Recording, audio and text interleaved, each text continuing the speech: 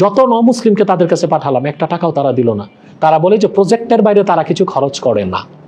এটা কোনো কথা হলো? সম্প্রতি আপনার একটি ফুটেজ ভাইরাল হয়েছে, যেখানে দেখা যাচ্ছে আপনি বলেছেন দেশে এমন কিছু লোক বা ফাউন্ডেশন আছে যারা বন্যা বা বিভিন্ন দুর্যোগের জন্য অপেক্ষা করে, যাতে তারা ত্রাণ বিতরণ করতে পারে বা সেখান থেকে নিতে পারে, এরকম কিছু একটা আপনি বলেছেন। তো বিষয়টা নিয়ে বিভিন্ন মহলে আলোচনা সমালোচনা হচ্ছে, আপনি যদি একটু খোলাসা করে বলতেন। এইটা আমি একটা দুঃখে বলেছি, সেটা আপনি ভালো করেছেন, প্রশ্নটা করেছেন। একজন লোক আলেম আছেন, স্কলার, ফাউন্ডেশন করে। আমরাও ফাউন্ডেশন করতে পারি না আমাদের ব্যস্ততার কারণে। আলহামদুলিল্লাহ তাহরিকে খাতমুন নবুওয়াত বাংলাদেশের খেদমতে আছি।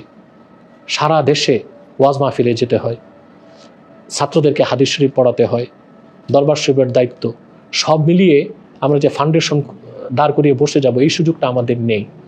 যারা ফাউন্ডেশন করেছে তাদের কিন্তু আপনি মৌলিক কাজগুলো পাবেন না। তারা কোনো মাদ্রাসায় পড়াচ্ছে না, ওয়াজ মাহফিল করতেছে না, কোনো সংগঠনের সাথে নাই। তাদের রুজি রোজগার, রুটি ডাল ভাত, তাদের চলাফেরা, গাড়ি বাড়ি সব কিছুই ফাউন্ডেশনের টাকা দিয়ে। এখন আমার প্রশ্ন, এই ফাউন্ডেশনে যারা ডোনেট করছে, জাকাতের টাকা দিচ্ছে, এখন জাকাত তো 8 প্রকার ব্যক্তির জন্য প্রযোজ্য। তারা যে এখান থেকে টাকা নিচ্ছে, ভোগবিলাস করছে, সংসার চালাচ্ছে, তাদের মন মতো প্রয়োগ করছে, টাকাগুলো খরচ করছে, এটা শরীয়সম্মত কিনা, এটা একটা বিষয়। দ্বিতীয় হচ্ছে, আমি অনেক মুসলিমকে তাদের কাছে পাঠিয়েছি, 10টি টাকাও তারা সাহায্য করে। এটা আমার সবচেয়ে আঘাত লেগেছে।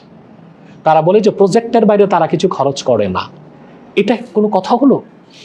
ইসলামে যেটা মানবিক কাজ হিসেবে দান খয়রাতের কথা বলা হয়েছে, ফাউন্ডেশনের কাজ হচ্ছে যে কোনো দুঃখী মানুষের ট্রিটমেন্ট তারা করে দিবে। এক লোক টাকার অভাবে, তার স্কিন ক্যান্সার, সে লোকটা খ্রিস্টান হয়ে যাবে। খ্রিস্টানরা তাকে প্রলোভন দিল যে সে যদি খ্রিস্টান ধর্ম গ্রহণ করে তার ট্রিটমেন্ট করায় দিবে। লোকটা আমাকে বলল, আমার কলিজার পানি শুকিয়ে গেল। তাকে আমি ডাকলাম, সেই ফাউন্ডেশনের স্কলারের কাছে আমি পাঠালাম, 1টি টাকাও সে দেয়নি, প্রজেক্টের বাইরে সে কিছু দেয় না। পরে আমি যতটুকু পারছি বিভিন্ন ইউটিউবার দিয়ে তাকে যথেষ্ট অর্থনৈতিক সহযোগিতা করেছি এবং সে অপারেশন করিয়েছে। যত মুসলিমকে তাদের কাছে পাঠালাম, একটা টাকাও তারা দিল না। তো তাদের ফাউন্ডেশন কি জন্য? তো তারা অপেক্ষায় থাকে, বন্যা না হলে, ভূমিকম্প না হলে তাদের ফাউন্ডেশন তো চলবে না। সেজন্য আমি একটা দৃষ্টান্ত দিয়েছি যে বাঈউল আকফান, কাফন বিক্রেতাদের উপর আল্লাহ লানত আসে। আবুল্লাহ সামারকান্দি রহমতুল্লাহ বলছেন, কারণ কাফন বিক্রেতার কাফন বিক্রি হয় তখন যখন মানুষ মারা যায়। তো সে অপেক্ষায় থাকে মানুষ কখন মরবে, তার কাফন কখন বিক্রি হবে। তো যারা ফাউন্ডেশন নিয়ে বসেছে, আমি দেখি তারা মুসলিমদেরকে দান করে না। অভাবগ্রস্ত মানুষ চিকিৎসার জন্য গেলে কোনো টাকা পায় না, বিধবা মহিলারা গেলে কোনো সাহায্য পায় না, কোনো লোক মেয়েকে বিয়ে দিতে পারে না, সাহায্য পায় না, কোনো লোক বিদেশ যাবে, ঋণ পায় না। তারা শুধু প্রজেক্টে টাকা দেয়, মানে তারা অপেক্ষা থাকে বন্যার জন্য।